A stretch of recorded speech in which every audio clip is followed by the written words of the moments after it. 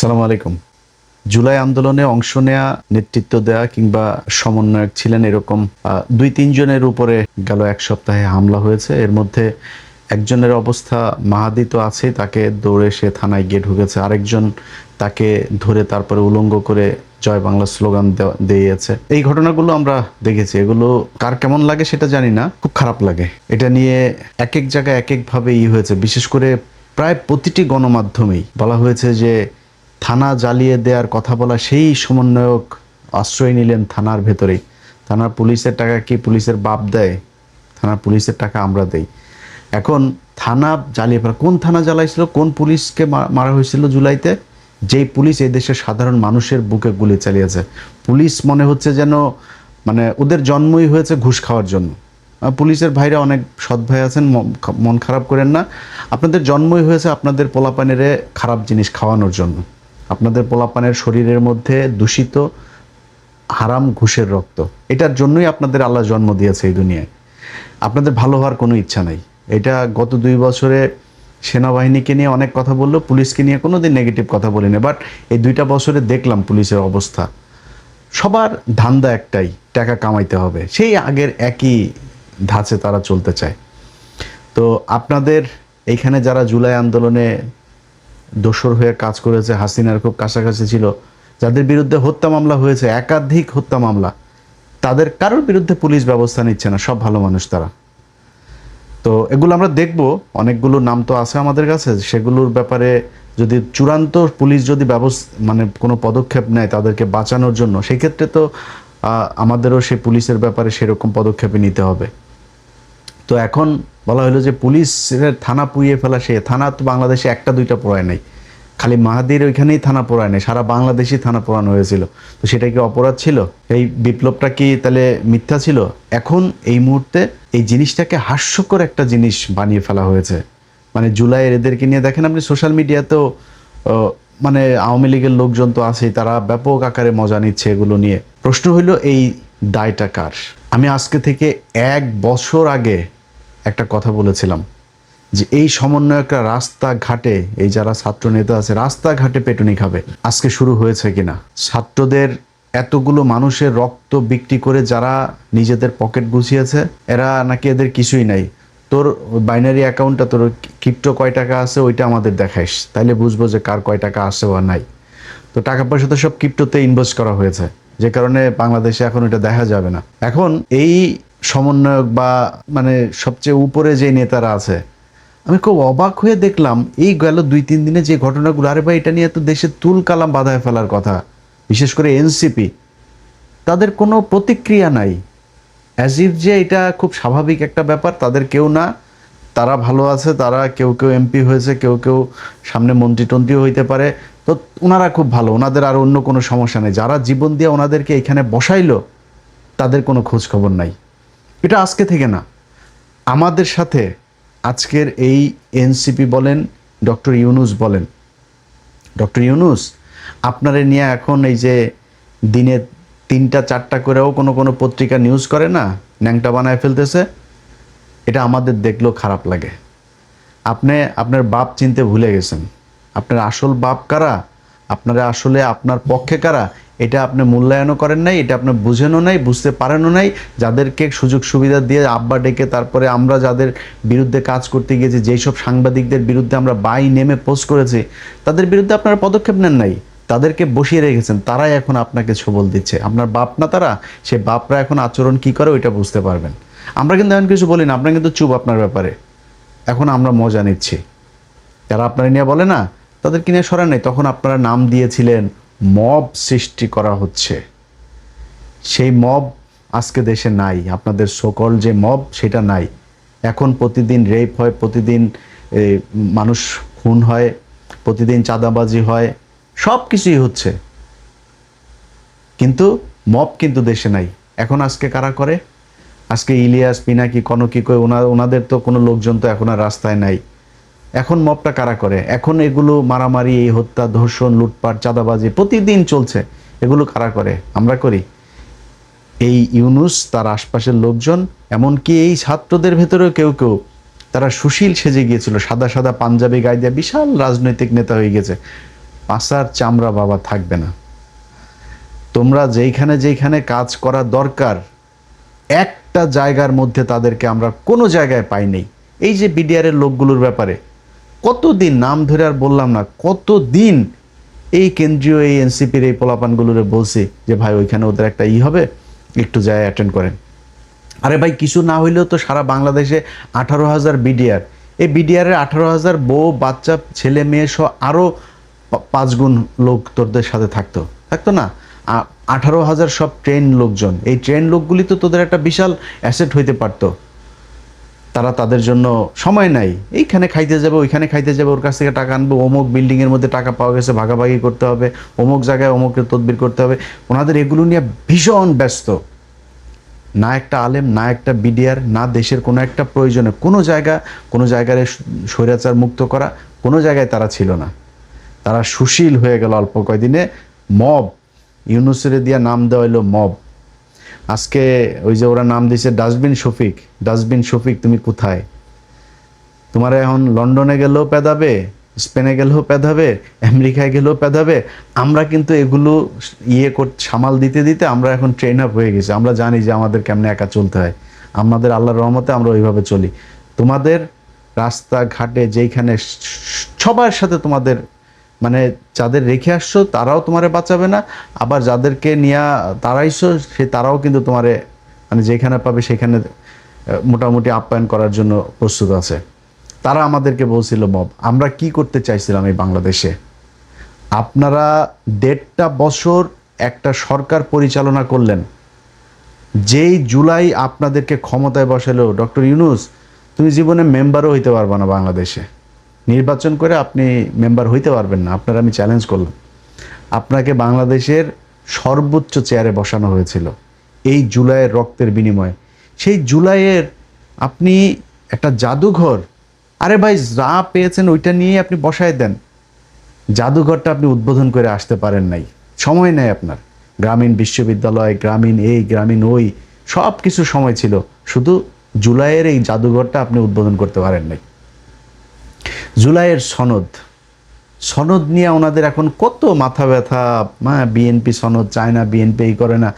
NCP নির্বাচনের পরে আইসা তারপরে সনদের মধ্যে আপনার স্বাক্ষর করে, এই স্বাক্ষর করার সময় নেই, তাদের সময় নেই ভাই। যেইখানে আনতে হবে টাকা ওইখান থেকে টাকা আনতে হবে। এইখানে যে ধান্দাবাজির কোনো মানে এর কোনো মানে সীমানা নাই। এইভাবে তারা লুটপাট ধান্দাবাজি করেছে।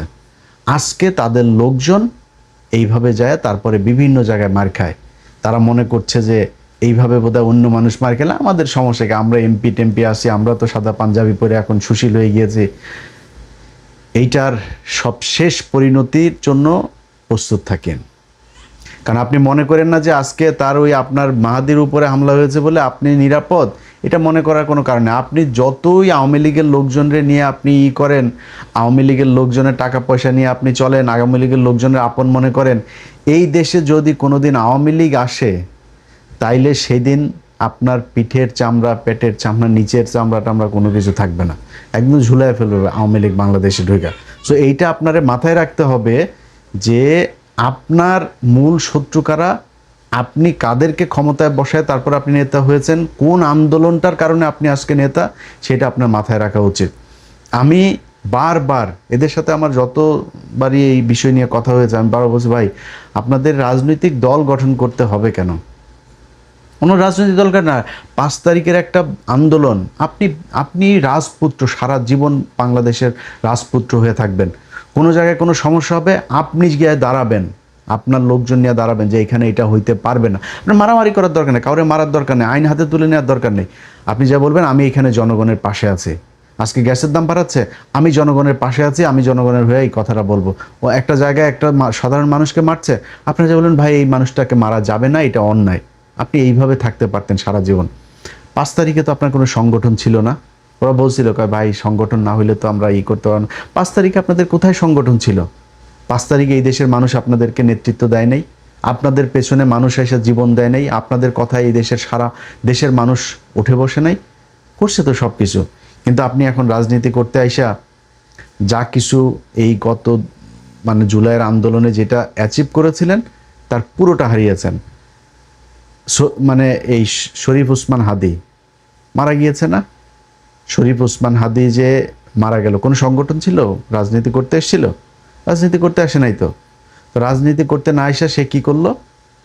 তার ইনকিলাব মঞ্চরে দিয়ে সে নানান কর্মসূচি, নানান বক্তব্য, নানান কিছু দেশের জন্য যা যা করা দরকার সব কিছু সে করেছে।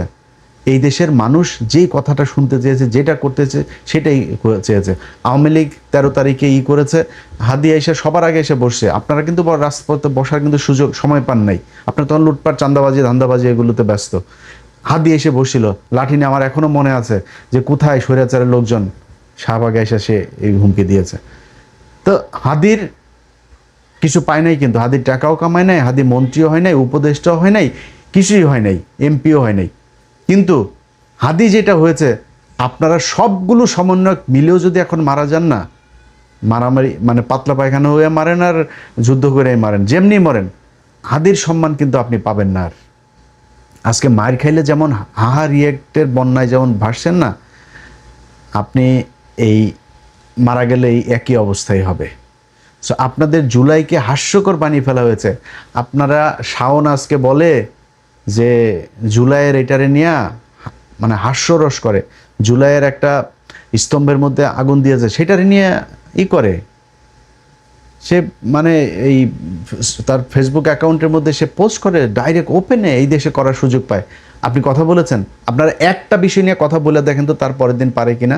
এখন কিছু কিছু লোকজন সাংবাদিক পরিচয় দিয়ে তারপরে টক শোতে যায় সরাসরি হাসিনার পক্ষে কথা বলছে। আপনাদের মুখে জবান নেই, আপনারা এখন চুচিল। আপনাদের মতো এরকম বালের চুচিল বাংলাদেশে বহুত আছে। সেই চুচিলদের মানুষ হুটকিও মারে না, বুঝেন না? আপনারও হুটকি মারবেও না।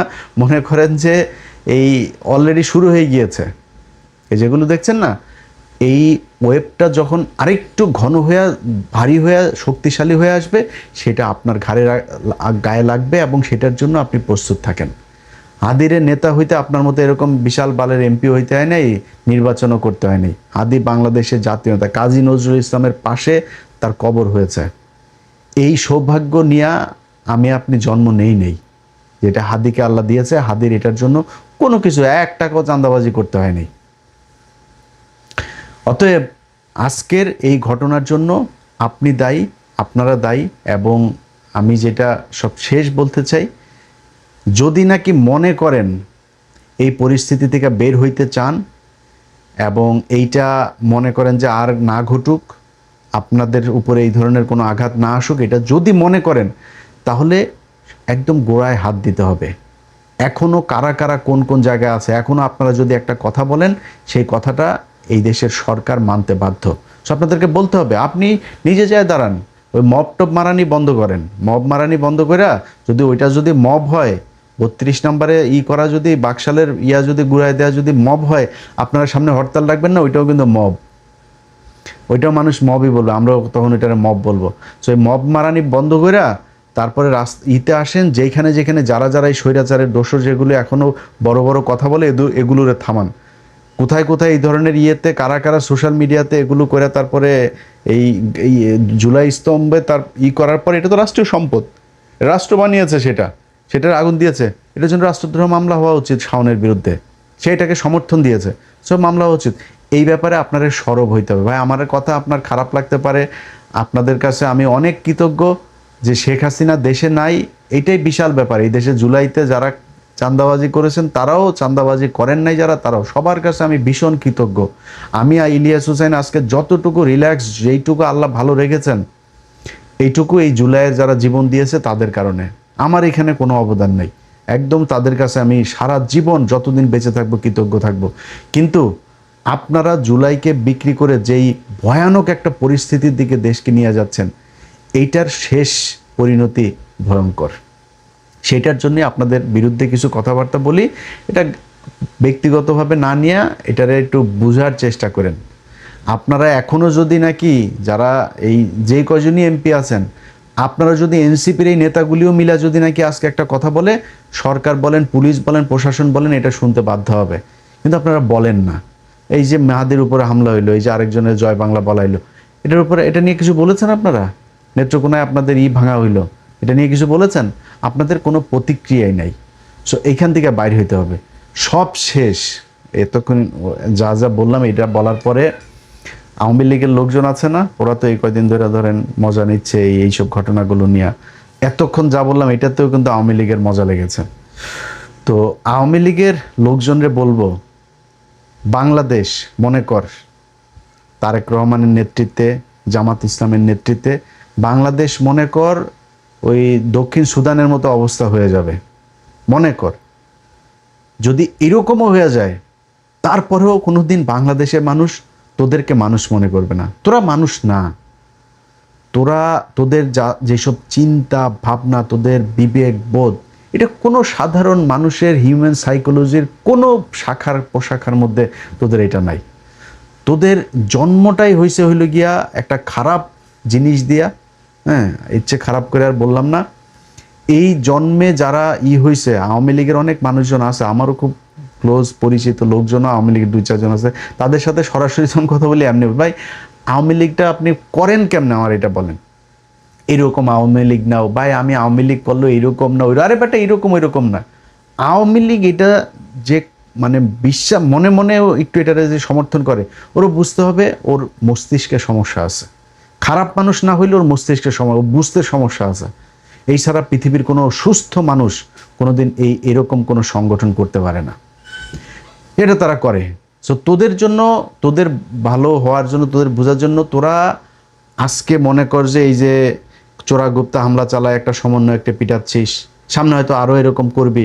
তোরা যাই করিস তোদের বুঝতে হবে, তোদের যদি নাকি হাতে পায়ে ধইরা জোর করে যদি তারেক রহমান বাংলাদেশে আইনা যদি তারপর ক্ষমতায় বসায় বা রাজনীতি করার সুযোগ দেয়, তাহলে পারবি। এই ছাড়া তোদের কোনো ক্ষমতা নাই। তোরা তোদের বাপেরে বিচির মধ্যে চাপ দে, খালি তোর বাপেরে না, তোর বাপের ছেলে, ছোট বাচ্চা, ওই সব কটার বিচির মধ্যে চাইপা 15ই আগস্ট যেটা করছে না, তোর আম্মারে ব্লাউজ টেলাউজ যা আছে সব কিছু রাইখা ন্যাংটা করে তারপরে মানুষ 45 মিনিটে খাইতেও দেয় নাই, সেটাই লাথি দিয়ে তারপর বার করে এসে ভারতে। এখন যায় মোদির কাছে হাঙ্গা ছাড়া, তারপরে আকাম কুকাম লাগাইতেছে, দেখ বাচ্চা বুচ্চা হয় কিনা, দেখ যদি মেয়াদ থাকে তাহলে হয়েও যাইতে পারে। তোর আম্মা যায় ওইখানে এগুলি করতেছে, তোরা পাল ফালাইতে পারছিস 2 বছর হয়েছে, কোনো পালটা ফালাইতে পারছিস? কবে আসবি বল? তোরা দিন তারিখ দে যে অমুক দিন অমুক কিছু হইলে তারপরে আসবি। তোদের বিএনপি যদি মানে জোর করে আইনা যদি ক্ষমতায় বসায় বা রাজনীতি করতে, তাইলে পারবি। এর বাইরে তোদের হাতে কোনো অপশন নাই। তোদের আব্বা, যারা তোদের আব্বা, ছাগলের 3 নম্বর বাচ্চাগুলি তো সোশ্যাল মিডিয়াতে, যে আমি আজকের ভিডিওটা তো যা বললাম যে ওদের সোশ্যাল মিডিয়াতে ব্যাপক ভাই সোশ্যাল মিডিয়া আমরা এটার জন্ম দিছি। এই সোশ্যাল মিডিয়ায় বাংলাদেশে রাজনৈতিক কথাবার্তা, রাজনীতি করেও যে মানুষকে যে মানে উজ্জীবিত করা যায়, এটা আমরা শিখাইছি। সো সোশ্যাল মিডিয়ায় কি হয় আমরা খুব ভালো করে জানি। একটা পোস্টের মধ্যে 500-1000 কমেন্ট হওয়া এভারেজ মানে গুড এনাফ, এর চাইতে বেশি দরকার নাই। সো 500-1000 মানুষ, তোরা এখন ইন্ডিয়াতে যায় বসে আসিস, লন্ডনে আসিস, এইখানে আসিস, বিভিন্ন দেশে দেশে আসিস না, তোদের তো সারাদিন এখন বিশেষ করে ইন্ডিয়ারগুলি সারাদিন ফ্যান্সি ডিলার বাংলা খাওয়া ছাড়া আর তো কোনো কাজ নাই তোদের। সারাটা দিন হাঁ করে তাকায় থাকিস যে কখন একটা কিছু একটা খবর পাবো। ডক্টর ইউনুস বলে পলাইছে, 2 দিন পরে ফ্রান্স থেকে ইউনুস আবার দেশে, তো এই না বললি যে আর আসবে না, চলে গিয়েছে নেই সে। ভাই এগুলো আমরা একসময় করছি, আমরাও একসময় এখানে বসে থাকতাম, কিছু একটা হবে, কিছু। এনায়েত করিমের মতো লোক, ওই যে বাটপার, সেই এনায়েত করিমও এই বাংলাদেশের এই যে শওকত ভাই, সাংবাদিক শওকত ভাই, গাজী রুহুল আমিন সাংবাদিক, তারপরে আরও অনেক পলিটিশিয়ানও আছে, অনেকের জীবন ধ্বংস করে দিয়েছে এই এনায়েত করিম।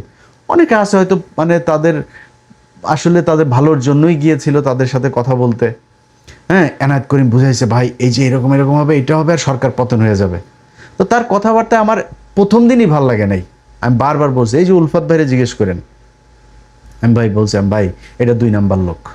কিন্তু সে করতো কি, রয়ের টাকা পয়সা নিয়ে ওই থাইল্যান্ডে মিটিং করাইতো, আমেরিকায় আনতো মিটিং করতে, তারপরে কাঠমান্ডুতে যাইতো, সিঙ্গাপুরে যাইতো, ভিআইপি 5 স্টার হোটেলে নিয়ে যাইতো, বিজনেস ক্লাসে টিকিট করাইতো, এগুলো করে নিয়ে যাইতো। হয়েছে এই যে রেজা কিবরিয়া ভাই, ইলিয়াস শোনেন, কোথায় দাঁড়াবেন আপনি ক্যান্ডিডেট কতজন দিবেন আপনি করেন। ধুরো ভাই কি কোন এগুলি। এনায়েত করিমের মতো লোকও কিন্তু এইভাবে বাংলাদেশের বহু ডাকসেটে রাজনীতিবিদদেরকে কিন্তু করছে। এই যে আজকের স্পিকার মেজর হাফিজ ভাইটা এদেরকেও অনেকটা বায়াস করে ফেলছিল। হ্যাঁ, অতএব আমরা এগুলো পার করে আসছি গেল 15 বছর। তোমরা তো মাত্র শুরু করলে, আমাদের কাছে তোমরা দুগ্ধ শিশু, তোমরা এখনো এগুলো কিছুই বুঝো নাই, বহুত সময় আছে। তোমার আম্মার সাথে যায় আওয়ামী লীগের সব নেতারা এখন কথাও বলে না, কারণ তোমার আম্মার কেবলা আবার আরেক দুইটা হয়েছে। রেহানা আপা এক কেবলা, তোমার ওই যে এই 5,500 বিজ্ঞানী আবার আরেক কেবলা, ওইদিকে পুতুলও আবার আরেক কেবলা হইতে চায়, বাট ওইটা একটু ঠান্ডা আছে। এদিকে এই তিন ক্যাবলা কিন্তু এখন কামড়া কামড়ি চলছে। তোমাদের বড় বড় নেতা যারা আছে ওদেরকে জিজ্ঞেস করে, তোমাদের এখন কেবলাই ঠিক করতে পারো না যে কোন দিকে। কেউ কেউ চিন্তা আছে না হাসিনা থাকা অবস্থায় তো আর হবে না, এখন রেহানা চায়, কিন্তু হাসিনা মারা গেলে এখন রেহানার দিকে যাবে। ওইদিকে রেহানার ছেলেটা আবার ব্যাপক আকারের উত্তেজিত হয়ে আছে, কোনোভাবেই জয়ের দিকে যাইতে দেওয়া যাবে না। ওই যে ববি না কি যেন নাম, এই নিয়েই চলছে অনেক কিছু। সো তোমরা আগে ওই দিকে ঠিক করো, হ্যাঁ, ঠিক করে এরপরে বাংলাদেশে তোমাদের যদি আমার নির্বাচনে আসতেও দেওয়া হয়, নির্বাচনে আসতে কি করবা? বিএনপি তোমাদেরকে যতই তুলু তুলু করুক, ক্ষমতার প্রশ্নে বাংলাদেশে তোমরা রাজনীতি কি করে আমরা জানি না। আপন ভাইরেও তুমি জায়গা দিবে না কেউ। ভাই এসে যদি কালকে বলে যে আমি নির্বাচন করবো, তাহলে বড় ভাই ওরা খাইয়ে দেওয়ার চেষ্টা করবে। সো তোমরা বাংলাদেশে আসবা, ক্ষমতায় যাইতে চাবা, আর বিএনপি তোমাদেরকে বসায় রাখবে, পাশার চামড়া ঠিক থাকবে না।